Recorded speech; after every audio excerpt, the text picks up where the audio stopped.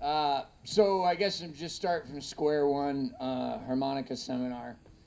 I don't know how to really start this because I don't even know how many people play harmonica that are here. All the smart ones. So I got a show of hands of how many people. Okay, that's not bad. One, two, yeah, we got a good handful here. Okay. So I'll give you a little background on myself and how I got into this thing.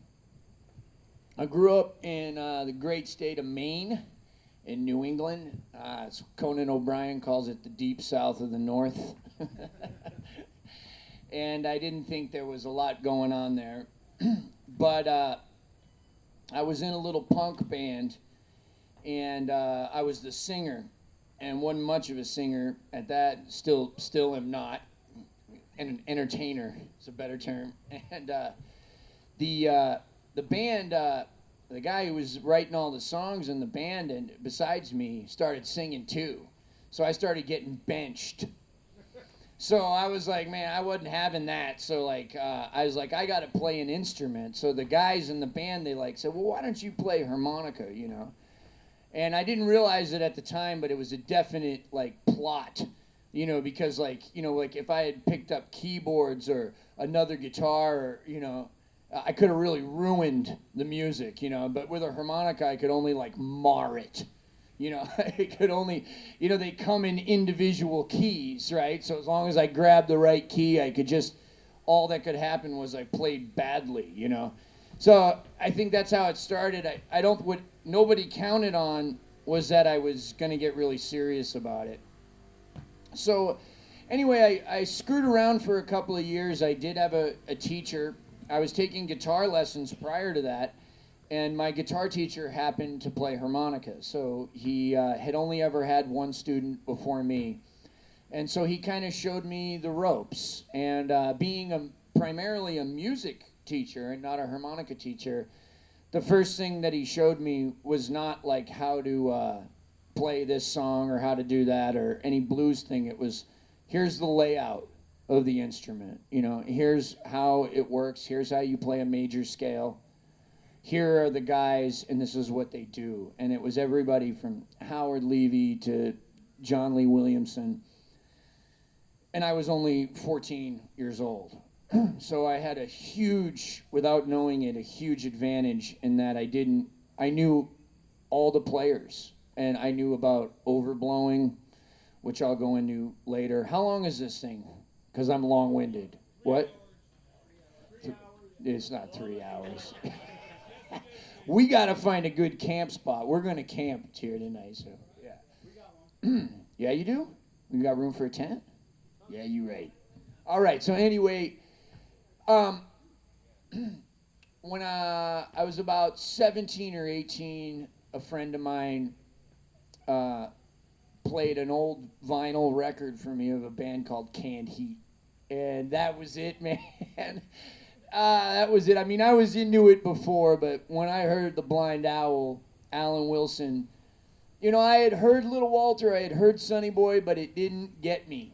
And when I heard that band playing all that acid rock and talking about all that stuff they talk about, I knew, I felt like that was my music and that I could relate to that right away. So I really gravitated hard and I started play, rewind, play, rewind, try it, play, rewind, play 6, 7, 8 hours a day sometimes.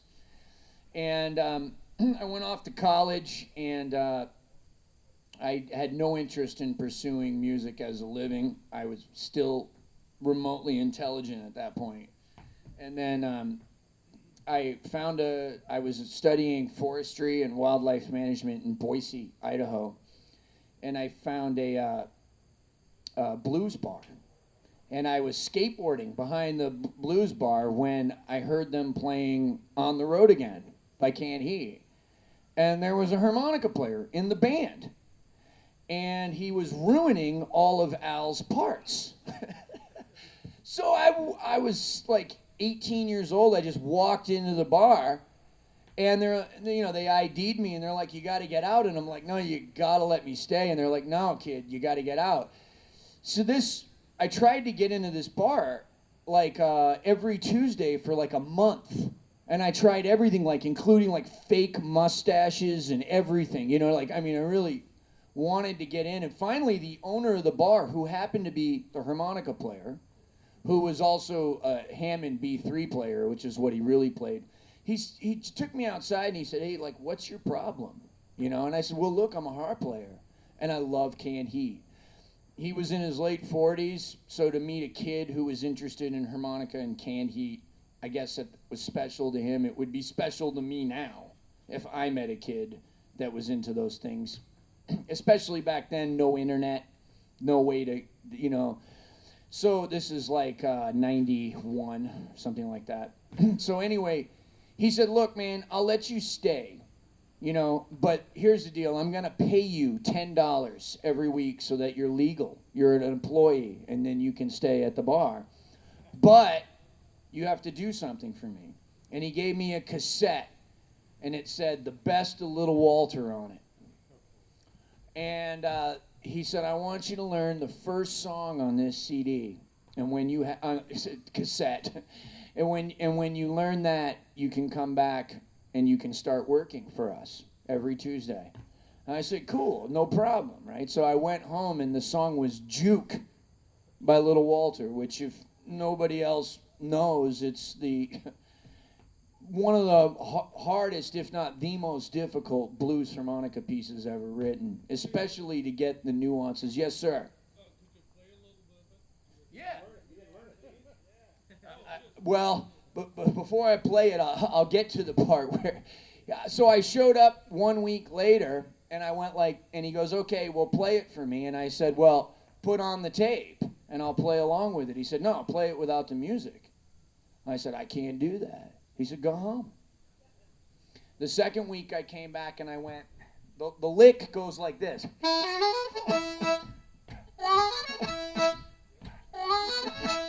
Like that. I went, he went, stop. He said, the second note is wrong. It starts here. I was starting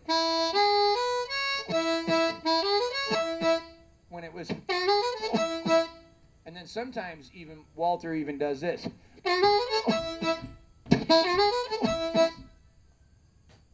Anyway, sorry. Starbucks. So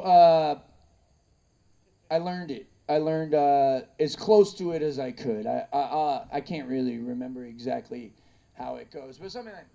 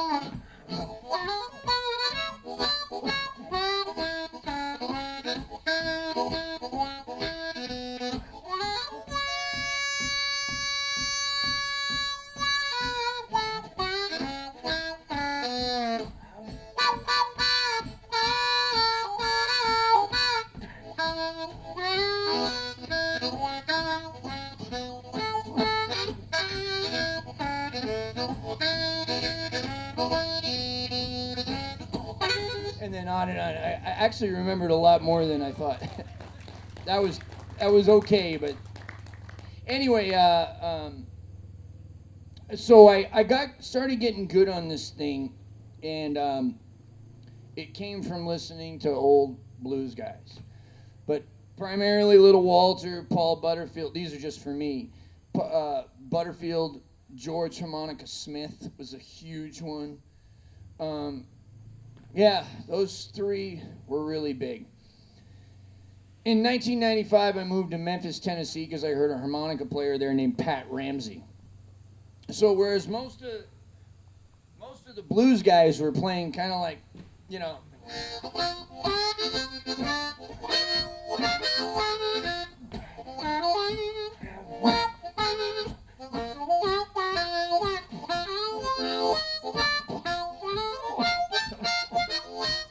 Like that, just that kind of heavy, what's called tongue block style, that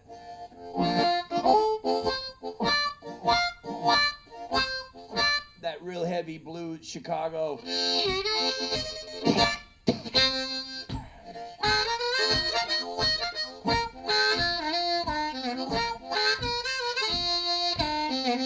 That kind of style. Pat was playing much more like this.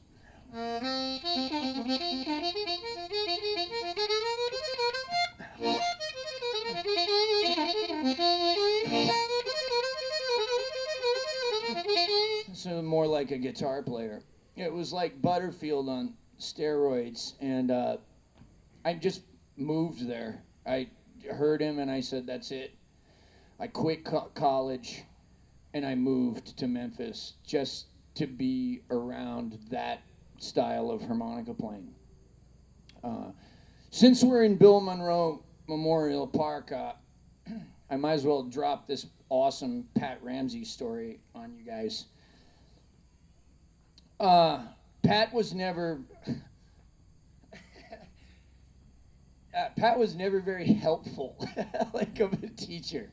You know, I'd be like, well, hey man, how do you do this lick? And he'd be like, well, you just kind of go like this. And I'd go, okay. And you'll get it, kid. That was it. Like, that was it, right? So, and then I'd be like, well, I knew a little bit about music because I had gone to school. In high school, I was played in jazz band, and I had that teacher I was telling you. And I said, so Pat, is it all pentatonic? Meaning, right? That scale. It's a 5-note scale. I said, is it all minor pentatonic? And he goes, well, kid, I don't know anything about all that shit. All right. So like a year went by, and one day I got the better of him. We were standing on Beale Street in between 2nd and 3rd, right outside Blue City Cafe. I'll never forget it. And I asked the right question that must have stoked that flame and that ego enough for him to let go of a little grain of stardust. And he says, I said, Pat, I said, man, you know what amazes me the most about your playing, man, is I can't hear an influence.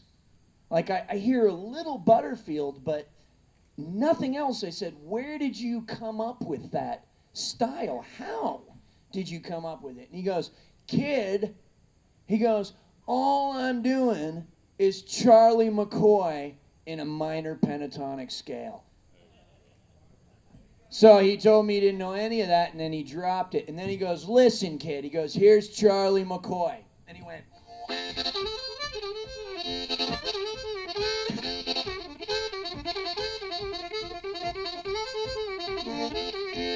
And he goes, here's Pat Ramsay.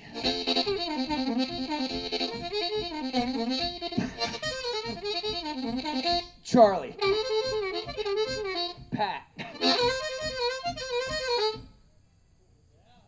Same rhythm, same exact rhythm. 16th notes, 32nd notes, 8th notes, dotted 8ths. Same exact rhythm, different choice of notes.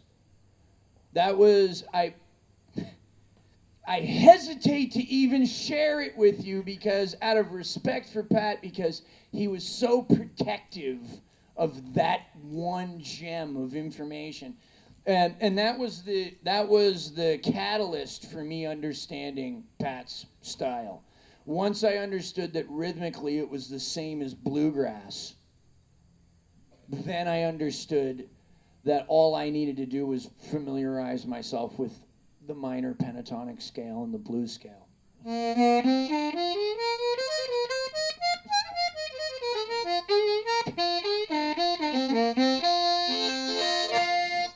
So that's what I started doing. So a couple of years after that, I ended up in jail, and then I got out of jail, and I got it put into a work release program, and that's where I started messing with this whole overblow thing. So let me just give you a little bit of background about the harmonica, okay? As according to Jason Ricci. Joe Falisco, who's been here a couple of times, has my favorite quote about this instrument. And, you know, I haven't seen eye to eye with Joe on very many things until I started getting into my mid-30s. When I hit 40, I started agreeing on more and more. But this one thing that Joe said I really like. He said, Jay, the harmonica is an instrument that can do almost anything, but not one particular thing very well. And it took me a long time to understand what that meant. Let me try to break it down a little bit. If I take a C harmonica, or any harmonica, but we'll just take a C because it's all white keys, right? And I blow the first 4 holes together, I get a C major chord. If I inhale, I get a G. This thing was designed in Germany to play German folk music.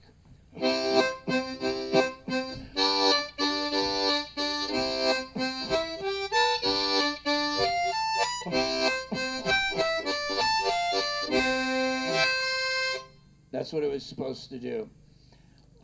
You can do it. It was designed so well you can do it with no hands.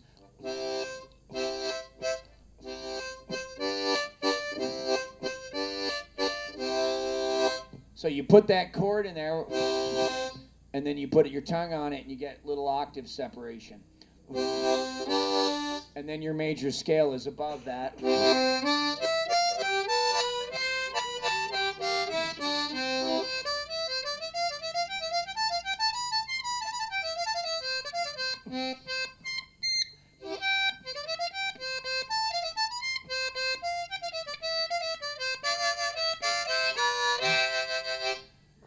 It works, thank you.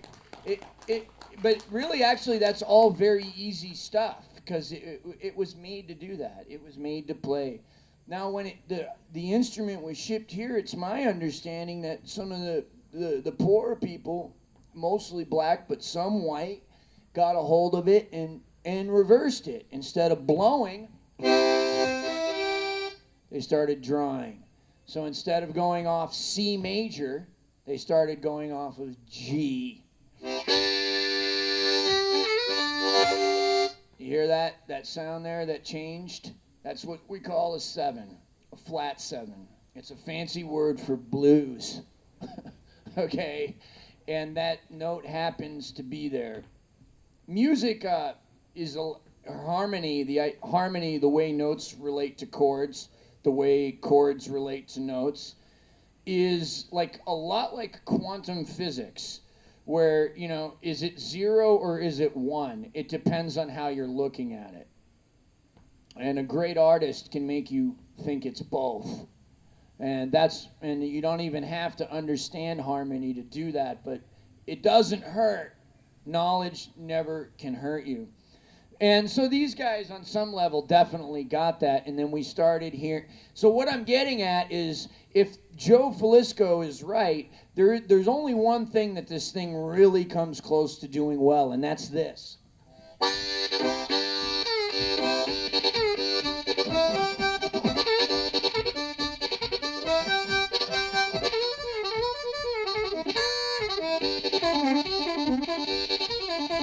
All of that stuff that relates to this.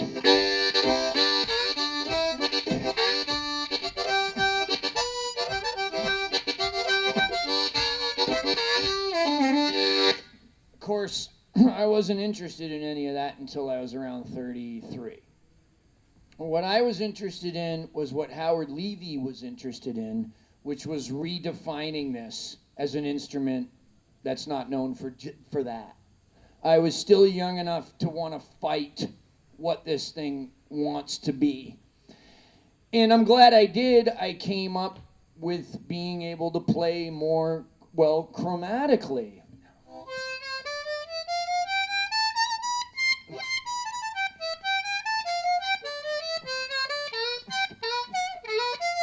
And so I started to be able to play a lot of jazz tunes that were never designed for the harmonica.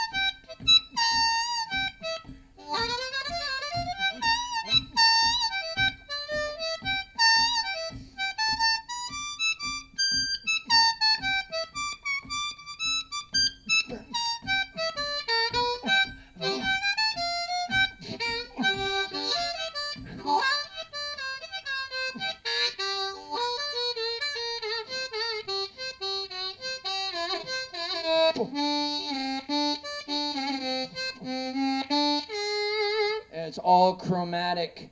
But what it, it's the guy that came up with that is Howard Levy. And so here's what the harmonica can do well. It does this, or backwards. And, you know, then the older black guys started bending notes. They'd take one note. It was never designed to do that. They would take one note, change, they called it choking or bending, change the shape of their throat, and this note would suddenly change to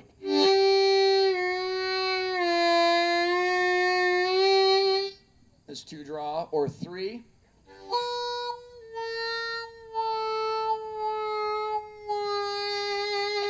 That's all on one hole of the harmonica. That was 3-draw right there, yeah. So it can bend.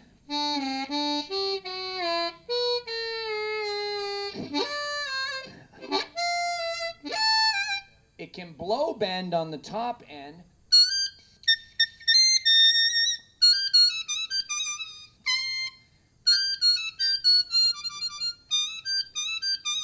Like Jimmy Reed, y'all used to hearing that. It's a really high harp to play Jimmy Reed on.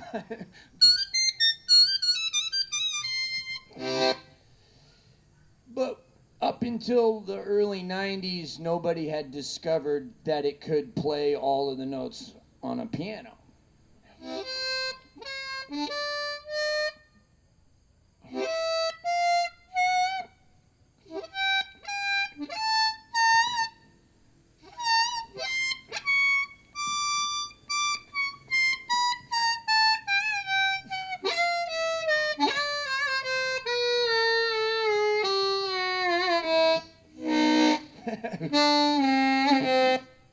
The whole chromatic scale, 2 octaves of it. So it's there.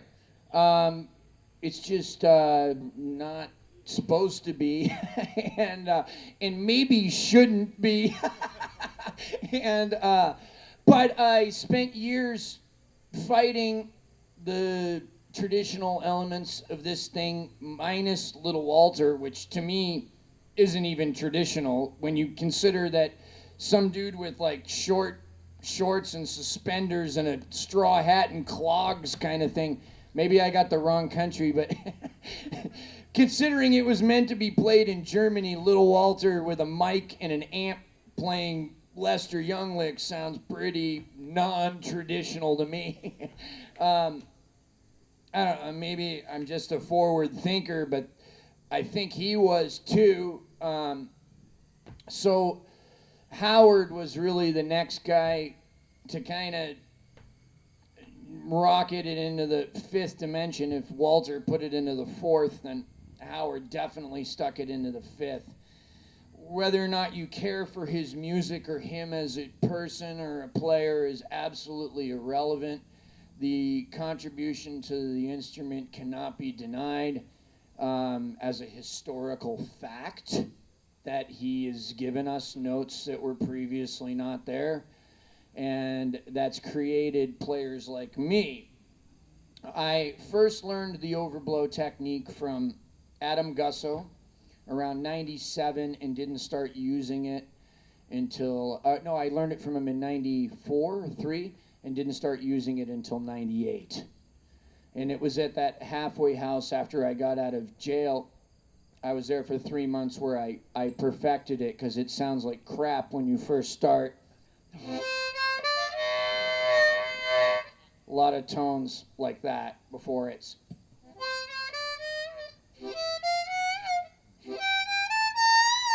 You'll notice that when I play it, I also change the pitch of the overblow. Instead of just, I'll play. It's my own little thing I put on it. Being a blues player and a rock player, not really being a jazz mess-arounder. I wasn't really interested in the notes as much as in how they, once I got them, is how could I make them sound good. And I just wanted to play like B.B. King and Ronnie Earl guitar licks.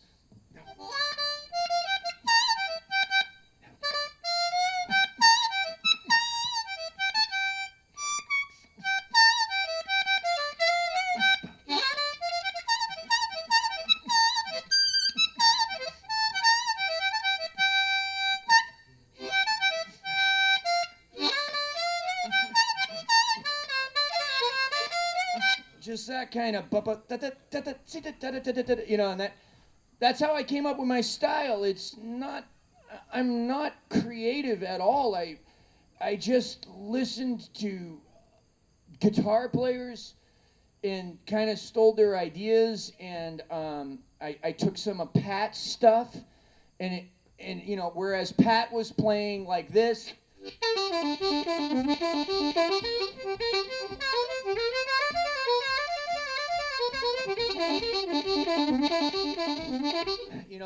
I just kind of put some more bebop rhythms that came from listening to, hundreds of hours of Charlie Parker. I can't tell you how many hours of Bird I've spent and never once trying to learn it. Just listening to the sound of Bird because of the film it left in the room. Or, it was just this mood would come over the room every time Charlie Parker would come on the radio or on the record player or whatever. And so I took Pat's stuff and started putting these little bebop glissandos and 16th note flutters. So instead of, you'd hear me more.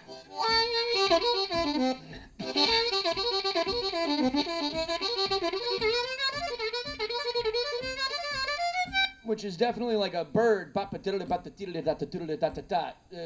like a bebop, 50s New York jazz kind of rhythmic approach. Of course, I wasn't trying to do the notes that Bird did because, frankly, I still don't understand how Charlie Parker thinks, and he's not around to say, well, kid, all I am is, he's not there to do that. So that's how I kind of came up with my style as like a cross between, Howard Levy and Adam Gusso and Pat Ramsay, with a lot of listening to drummers, being the primary instrument that I listen to nowadays, and second to guitar players. Living in New Orleans, I fell in love with the major pentatonic scale and Zydeco, kind of, which I played some earlier, just and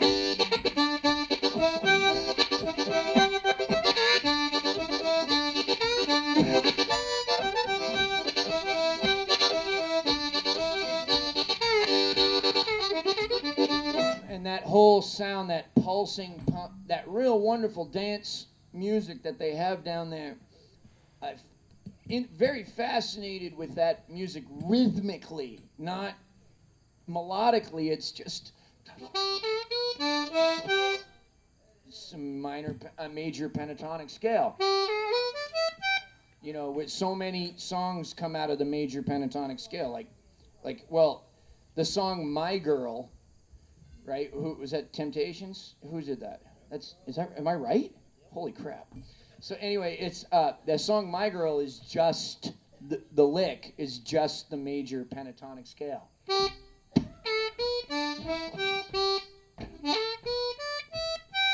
Right? So like, you know, there's so many songs like that. Or one of my favorites is the great, humongously underrated band War, featuring Lee Oscar on harmonica and all the hits: "Slipping in the Darkness," "Cisco Kid," "Me and Baby Brother," "The World is a Ghetto," "Lowrider," and "City Country City." How's it go? Now that I gave it such a dramatic intro. Yeah.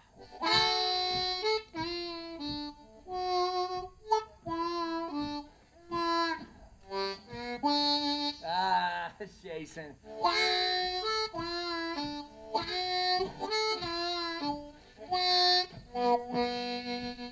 Just that simple lick is all major pentatonic "Amazing Grace."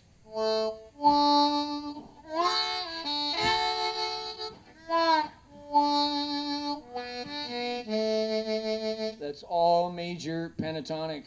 So I fell in love with scales and melody, but in New Orleans I found out that when I first moved there, I thought, oh, well, these cats is going to be playing all kinds of Charlie Parker stuff backwards, and you know, I might be the better or the best harmonica player technically, but I'll never keep up with the horn players. And boy, was I wrong, kind of. I couldn't keep up with them. But it wasn't because of my lack of understanding of harmony or melody. It was my inexperience with street beats and playing in the cracks in New Orleans funk and jazz music. That's what messed me up. They push and they pull. It's never bop, bop, bop, bop, bop, bop, bop. Now you hear in blues all the time people talk about playing behind the beat. This is behind the beat, on the beat, and ahead of the beat on purpose. Okay? And most of the cats down there can play Charlie Parker, Omni Book, Coltrane, all that, Louis Armstrong, right back all the way to that. But they don't. They play a 5-note scale.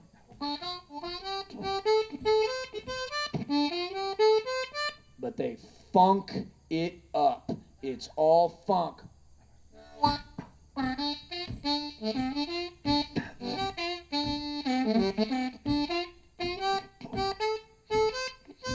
I don't know if you can hear how I'm pulling it back instead of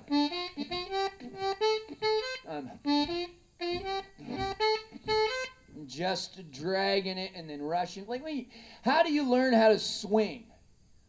What is swing? These are complicated questions. I had somebody once say to me, it's the elasticity of time. I like that. That's good. The best way to learn how to swing is to learn a song and learn it so well that you become totally bored with it. And then what do? You toy. You toy with the song. That is definitely aliens landing. Okay. Wouldn't that be awesome if that happened here? That would blow me away as a headliner. Yeah, I'd be that'd be over for me. Oh, you're right. You're right. I'm sorry. But what, okay, anyway. So you take a song that you know, okay, and then you start to mess with it. So, like, the first song I really started swinging, like, intentionally, like, where I could draw it. It's really hard to swing at will. If somebody says swing, it's kind of why there's, like, not a lot of male porn stars, It's kind of hard to just be like, hey, go ahead. Swing is very similar to that. You have to know what you're doing. You really got to know what you're doing. And So the first song I started really swinging on was that Careless Love, which had come to me via Big Walter Horton. It's much older than him, but I'll play it straight. You know, I'll play the kind of square version of the song, which is still very beautiful. And then, you know, and I might not play it all the way through. And then the second time, I'll play it more like how I learned how to play it down south. So it's like...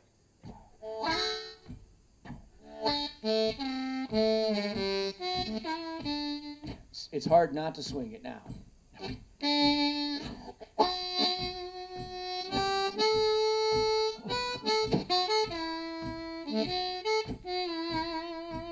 So you get it? Let me do it one more time straight.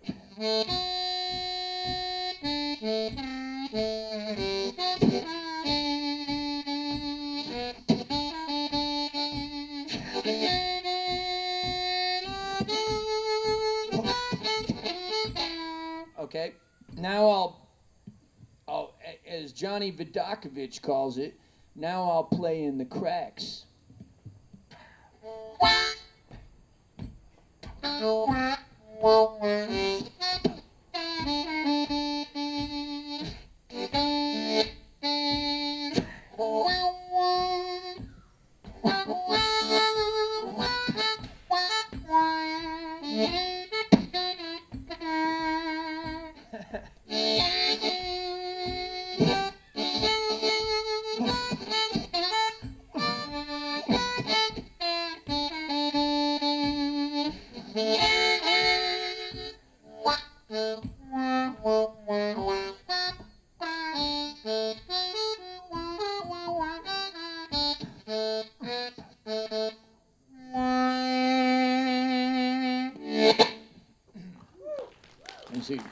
And you can feel it. One is love, oh, careless love. The other one's love, oh, careless love. You know, it's having fun with not only the melody, but the time. And the best way to swing is not to think about it, is to have tremendous amounts of confidence. Look, man, if you all walk away from this with nothing else than this is my favorite saying about how to get good in terms of rhythm or anything. And I just came up with this after years and years of, it's a mantra that I have to tell myself every day. It's not something I learned and have retained. Okay, which there's not very much of anything that I've done that with. But the better you know what note you're going to next, the more time you have to think about how you're going to play that note. That is the key to becoming a great improviser. If you know your instrument up and down, and you know the scales, and you've set yourself in a small, limited, manageable grouping of notes, and you've agreed, I'm not going to visit these notes over here, I'm just going to stay here, and this is manageable, well, then you can start thinking of, instead of what am I going to play next, I can start, well, am I going to tongue block it? Or am I going to lip purse it? Am I going to play it with staccato? Am I going to play it legato? As a, you know. Or am I going to play it with vibrato? What kind of vibrato? You know what I mean? Am I going to play a 16th note, a 32nd note, an 8th note, a whole note, a half note? You know, you take a scale. Everybody says, Jason, you play a lot of notes. It's not actually true. Kim Wilson plays way more notes than I do.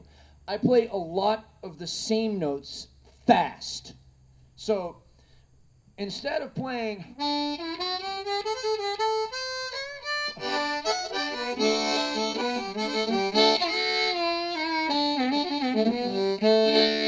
I might just play.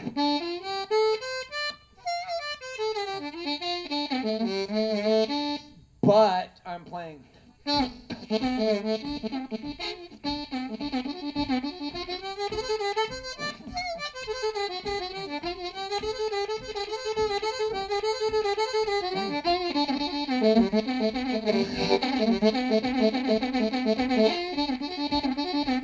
It's all the same 5 notes there. I didn't put in, there's 5 notes and different octaves of those, but that's it. That's it, 5 notes. So it's all about turning the harmonica into a drum set. Vodakovich always says there's nothing more fun than playing a drum, right? So what could be more true? If I have 5 notes, let's just say I only had 3. Let's take these 2, or these 3. So I have the first note of the scale, 1 below it, and then 1 above it, right?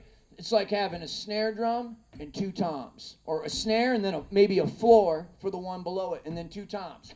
And I'm just making this up right now.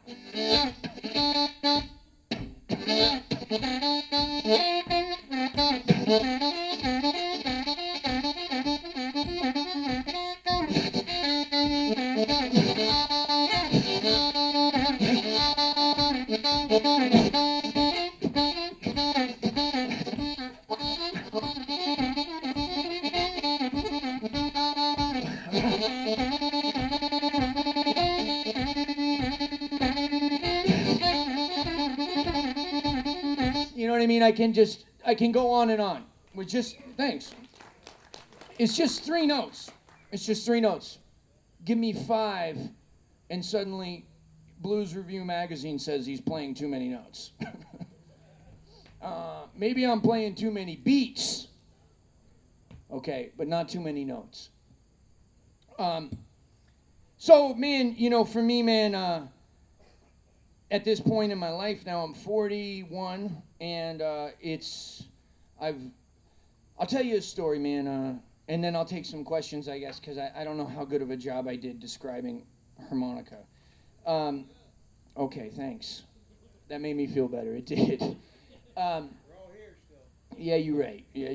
All right, so I used to record these. I mean, I still record records, but when I was younger, I used to send them to my favorite harmonica players, and they would write me back in the mail, like the old days, and tell me what they thought of my recordings. So the first 3 records, first 3 records I made, I sent to Howard Levy, Carlos Stiljunko, Pat Ramsay, Adam Gusso, and Paul DeLay. 1 person for every note of the pentatonic scale. And the last record I made that I sent to those guys, I was really proud of myself because I thought, well, I just discovered something that no one else has ever done in blues, which is I started treating each chord like a key change. So I'd play pentatonic on the 1, or blues, either or. Then when the band went to the 4 chord, because blues is 3 chords, 1, 4, 5, I would alternate and play pentatonic to that chord. And then when they went to the 5, you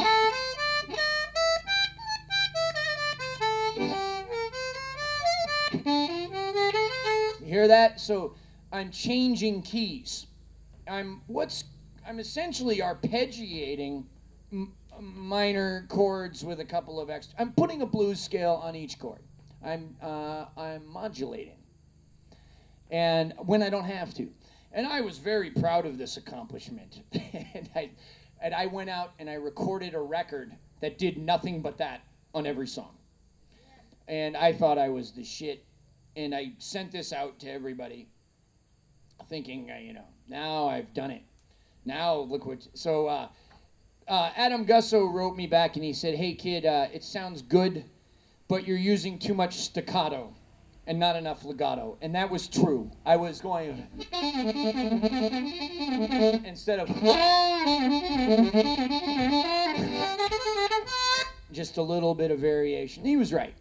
And Carlos Stiljunko said, it's really good, man, but your intonation on some of your bend notes is off. And he was right. I heard that on the record. Some of the intonation was off. Howard Levy said, okay, congratulations, champ. You learned how to arpeggiate 3 chords. Now get a piano and learn the rest of them. And he was right. Pat Ramsay said, okay, kid, thanks for stealing all of my licks. All right? But how did you do that other stuff? And he was right. Paul DeLay never wrote back to me. Not for any of the records and not for the last one. So I was booking a gig at the Portland Blues Festival and we couldn't come to an agreement. And the talent buyer for the festival was DeLay's guitar player, Peter Damon. So I said, hey, Peter, listen, even if I'm not coming to the festival, can you make sure that Paul gets my record? Because I've sent it to him. I wrote Paul when he was in prison. I wrote Paul when I was in jail. And I never heard anything back. And can you make sure? Because it would mean the world. So one day I came home, and there was a phone call, a message on my machine from Paul DeLay. And it was about 8 or 9 months after the record came out. So I called him back, and I swear to God, this is exactly how the phone call went.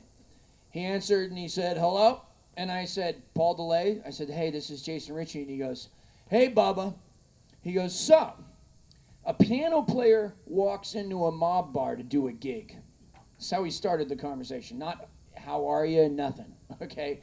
A piano player goes into a mob bar, and he's playing, and one of the goons comes up to the piano player and says, hey, I'd like to hear Strangers in the Night in 5/4 time. I mean, the boss wants to hear Strangers in the Night in 5/4 time.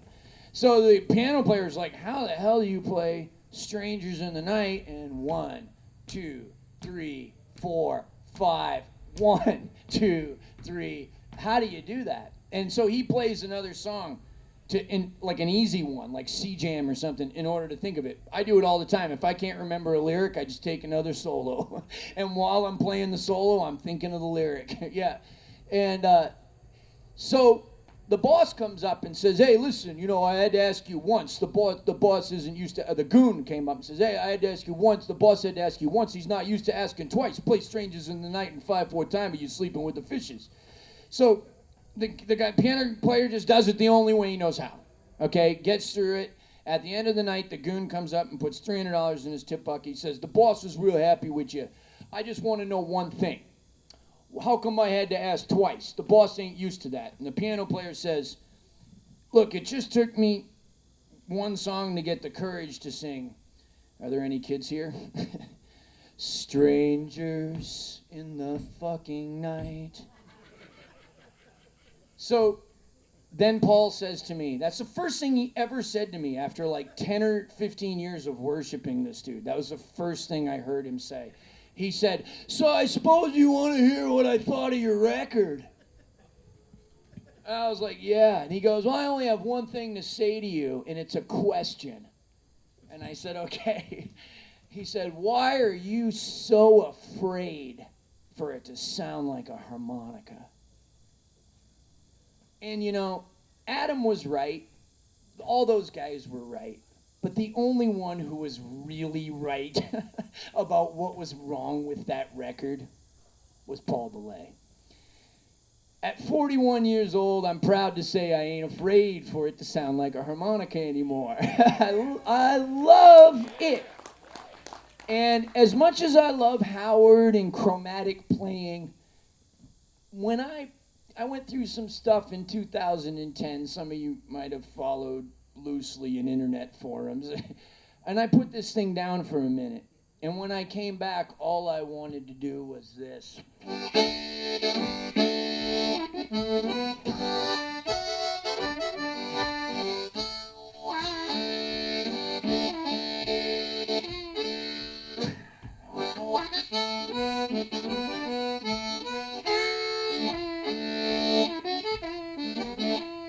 There's nothing wrong in the world with any other kind of style of playing, but boy, if it doesn't want to do that, then I don't know what else it wants.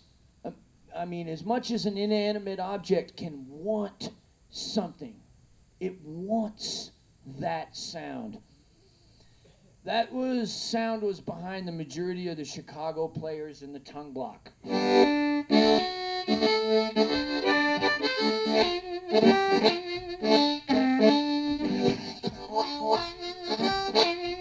That's that chord. It likes it. It likes it, you know. It ain't to say that it don't like, or even,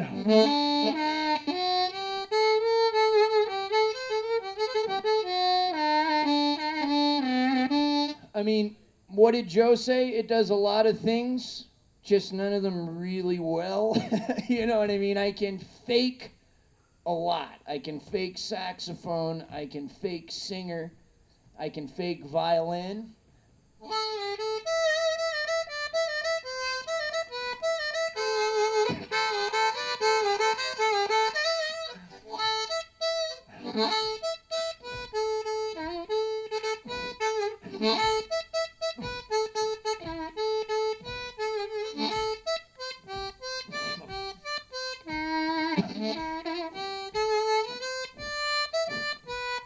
I can fake guitar,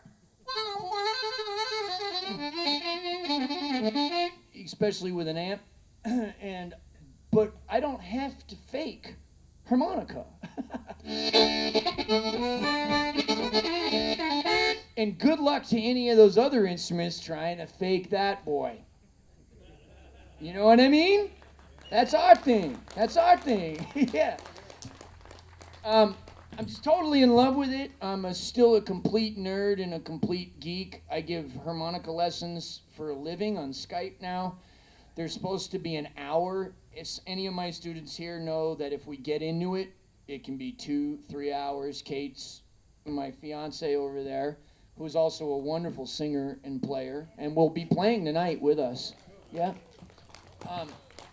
She'll be like, man, come on, it's time to go, you know? And I just can't stop.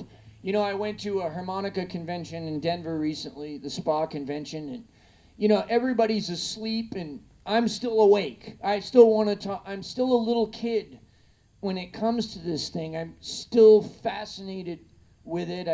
I still love the gear and the combs and the reeds. I work on my own harmonicas. I do all the tweaking. I collect them. I look at them longingly on eBay, hoping to have that one someday and wondering if I could learn this one. I play chord harmonica as well, like the old Harmonicats. I play a little bit of chromatic. I love it. I love it. I love the people. They're loyal, and they always buy my records. And they're just fun. They're fun people. I've made lifelong friends as a result of it. And and it's simultaneously ruined my life as well, you know. So, but here I am, and thank you. I'll take any questions if you got them. Thank you. How'd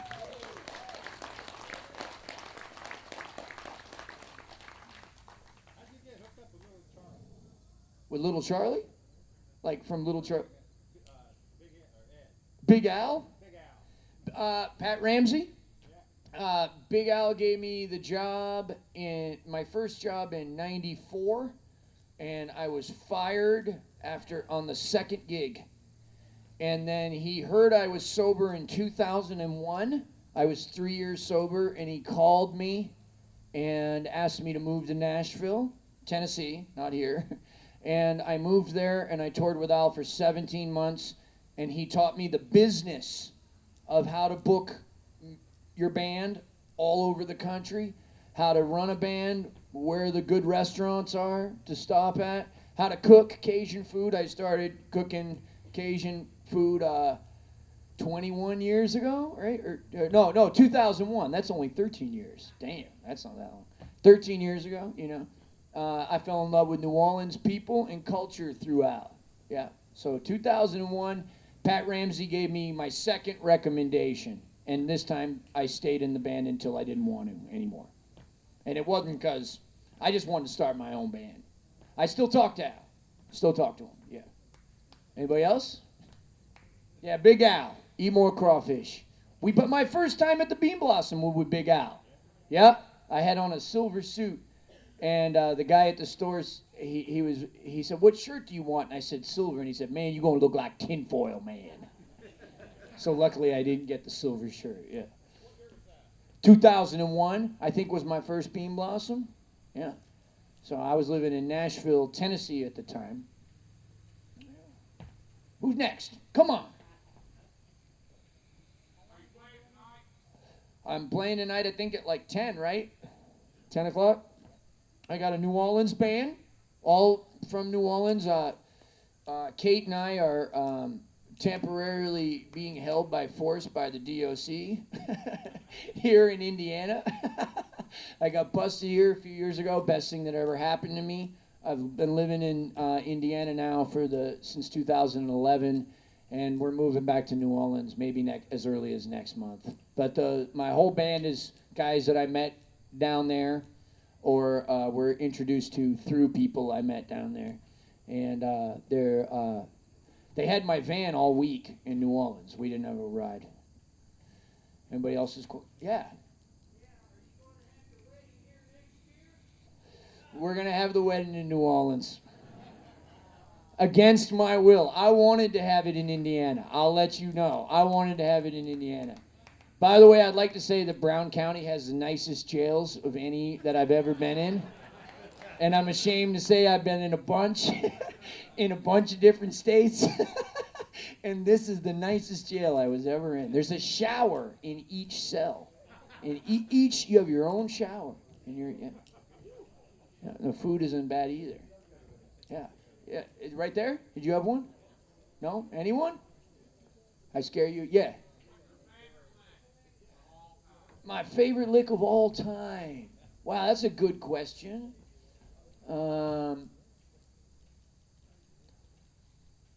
Probably one I can't play.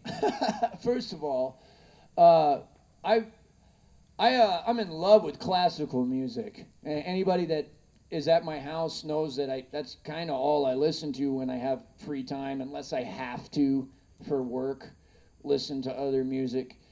I'm crazy about Rachmaninoff. That's been the last couple of months.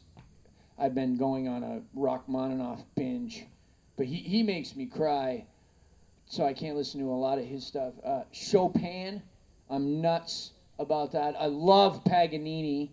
Kate and I's father have a huge affinity for all the people that interpret Paganini. Heifetz. My favorite harmonica lick is probably just the chords, you know, that.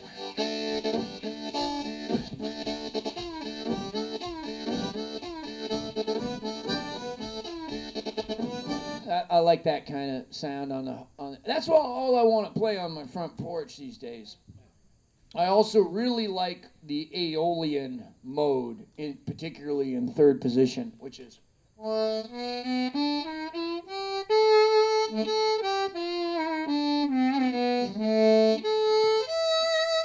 I recently wrote a song. It's called Nuit Waltz in Aeolian, and all in Aeolian. I'll play it for you right now if I can remember it.